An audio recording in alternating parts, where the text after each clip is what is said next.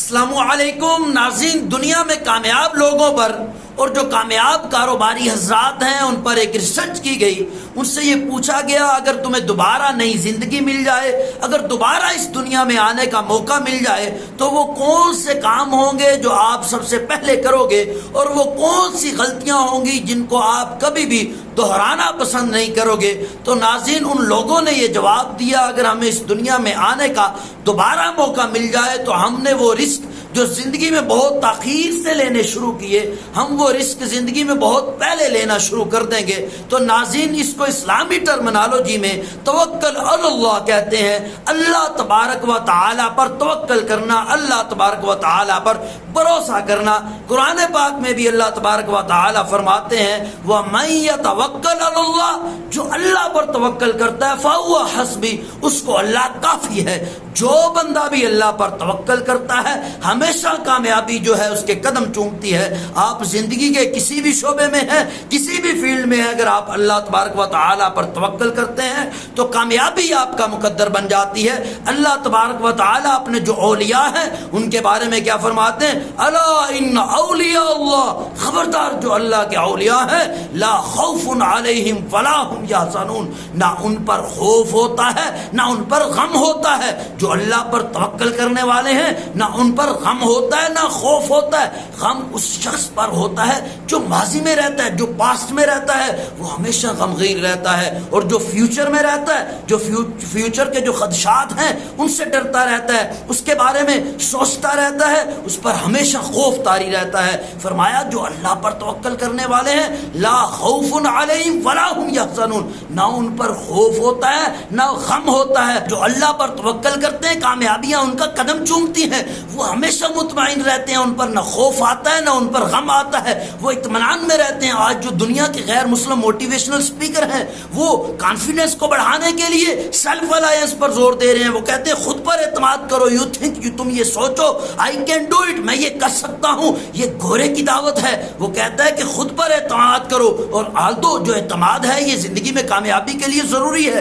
آپ کہیں بھی کسی کمپٹیشن میں حصہ لینا چاہتے ہیں، کہیں انٹرویو میں جاتے ہیں، کوئی ایگزام دیتے ہیں، آپ کے لیے کانفیڈنس کا ہونا ضروری ہے. اگر کانفیڈنس نہیں ہے آپ کسی فیلڈ میں بھی کامیاب نہیں ہو سکتے. لیکن جو گھوڑے کی تبلیغ ہے کانفیڈنس کی وہ ڈیفرنٹ ہے. وہ کہتا ہے سیلف الائنس، خود پہ اعتماد کرو. لیکن اسلام کیا کہتا ہے؟ توکل اللہ، اللہ پر بھروسہ کرو. اللہ پر توکل کا کیا فائدہ ہے؟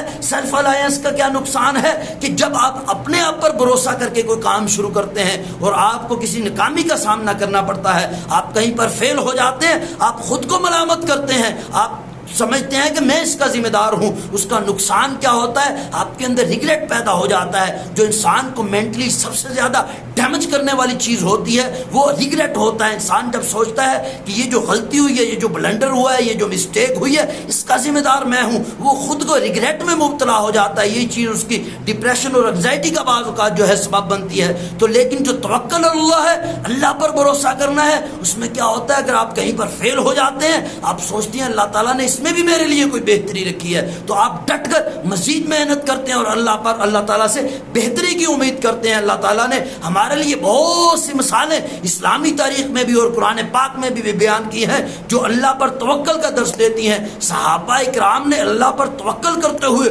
اس دور کی دو بڑی سپر پاوریں کیسر اور کسرا، ان دونوں کو پاس پاس کر دیا. ایران کو بھی اور روم کو بھی ٹوٹے ٹوٹے کر دیا، پاس پاس کر دیا. جب سعد بن ابی وقاص کا لشکر جب ایران پر حملہ کرنے کے لیے نکلا، مدائن پر حملہ کرنے کے لیے نکلا، تو جب ایرانیوں کو پتا چلا کہ ان کا لشکر آ رہا ہے، انہوں نے دریائے دجلہ کے تمام پل توڑ دیے تاکہ یہ لشکر دریا عبور کر کے ہم تک نہ پہنچ سکے. لیکن جب سعد بن ابی وقاص دریائے دجلہ پر پہنچے تو دیکھا وہاں پر دریا جو ہے طغیانی میں ہے اور پل ٹوٹ چکے ہیں اور کشتیاں بھی موجود نہیں ہیں. انہوں نے سارے لشکر کو کہا کہ اپنے گھوڑے دریا میں دوڑا دو. سارے لشکر نے 60,000 کا جو لشکر تھا سب نے اپنے گھوڑے دریا میں ڈال دیے. جب دریا عبور کر کے پہنچے تو ایرانی ڈر کے بھاگ نکلے اور کہنے لگے دیو آمدن دیو آمدن، دیو آگے دیو آگے. تو حضرت سعد بن ابی وقاص نے بغیر مزاحمت کے سارا مدائن فتح کیا اور ایوان کسرا میں داخل ہوئے اور وہاں پر جہاں پر اس کا تخت تھا وہاں پر اپنا منبر نصب کیا اور وہاں پر جا کر جمعے کا خطبہ دیا. تو تو ناظرین جب بندے کا اللہ پر توکل ہوتا ہے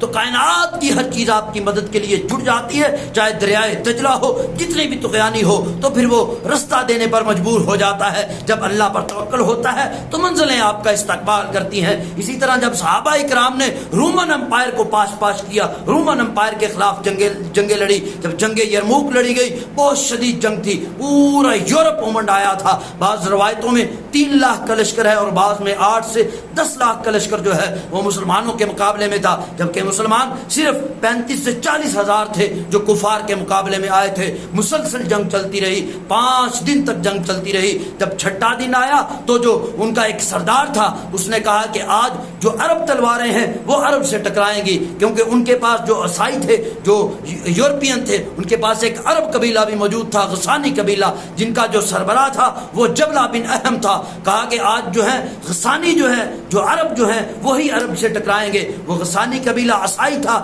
یورپ کے ساتھ ملا ہوا تھا، تو ان کا 60 ہزار کا لشکر جب مسلمانوں کے مقابلے میں آنے لگا، حضرت خالد بن ولید کو اس کی خبر پہنچی تو انہوں نے فرمایا میں صرف 30 آدمیوں کو لے کر ان 60 ہزار کا مقابلہ کروں گا۔ جب انہوں نے یہ بات کہی تو لوگ یہ سمجھے شاید حضرت خالد بن ولید رضی اللہ تعالیٰ مذاق میں یہ بات کر رہے ہیں۔ ابو سفیان نے بھی یہی بات کہی تو حضرت خالد بن ولید نے فرمایا کہ نہیں میں مذاق میں یہ بات نہیں کر رہا، بلکہ میں صرف 30 آدمیوں کو لے کر جاؤں گا۔ حضرت ابو سفیان نے کہا کہ اگر آپ نے جانا بھی ہے تو کم از کم 60 آدمیوں کو لے کر جائیں۔ تو حضرت خالد بن ولید نے ان کی بات کو قبول کیا اور 60 ہزار کا لشکر اس کے مقابلے میں صرف اپنے 60 آدمیوں کو لے کر نکلے۔ جب جبلہ بن جو ہے اہم کو اس بات کی خبر پہنچی، اس نے دیکھا کہ حضرت خالد بن ولید جو ہے وہ صرف 60 آدمیوں کے ساتھ آ رہے ہیں، وہ سمجھا شاید کہ یہ صلح کے لیے آ رہے ہیں۔ وہ کہنے لگا کہ آج میں شرائط جو رکھوں گا صلح کی وہ اپنی مرضی سے رکھوں گا، جتنی بھی شرائط ہوں گی وہ میری مرضی کی ہوں گی۔ حضرت خالد بن ولید نے فرمایا کہ ہم صلح کے لیے نہیں آئے، ہم جنگ کے لیے آئے ہیں،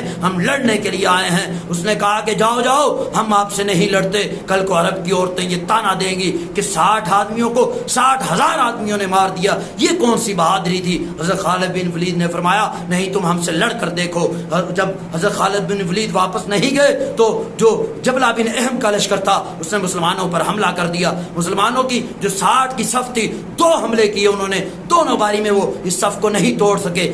تیسری بار حملے سے جب صف ٹوٹ گئی حضرت خالد بن ولید نے فرمایا کہ ٹولیوں میں بٹ جاؤ۔ حضرت خالد بن ولید نے 6 کی ٹولیاں بنا دی۔ جس ٹولی میں حضرت خالد بن ولید تھے وہاں پر وہ جو غسانی قبیلہ تھا 60 ہزار کا، جو رومن امپائر کا جو لشکر تھا اس نے 20 حملے کیے، لیکن حضرت خالد بن ولید کو کوئی نقصان نہیں پہنچا سکے، جبکہ حضرت خالد بن ولید نے ان کی لاشوں سے میدان بھر دیا۔ جب شام ہوئی تو 5000 رومیوں کی لاشیں میدان میں پڑی ہوئی تھی اور رومی بھاگ نکلے۔ تو یہ اللہ تعالیٰ پر توکل تھا کہ اتنی بڑی سپر پاوریں جو اللہ پر توکل کی وجہ سے انہوں نے پاس کر دی، وہ پوری دنیا کو فتح کرنے کا خواب لے کر نکلے تھے۔ وہ وجہ کیا تھی؟ صرف اللہ پر توکل تھا۔ جب عقبہ بن نافع نے مراکش اور الجزائر کو فتح کیا تو انہوں نے جو ہے اپنے وجد میں جو گھوڑا تھا وہ بحر اوقیانوس میں، بحر ظلمات میں ڈال دیا۔ ان کو دیکھ کر سارے لشکر نے اپنا گھوڑا جو ہے اس دریا میں، سمندر میں ڈال دیا، بحر اوقیانوس میں۔ تو حضرت جو عقبہ بن نافع تھے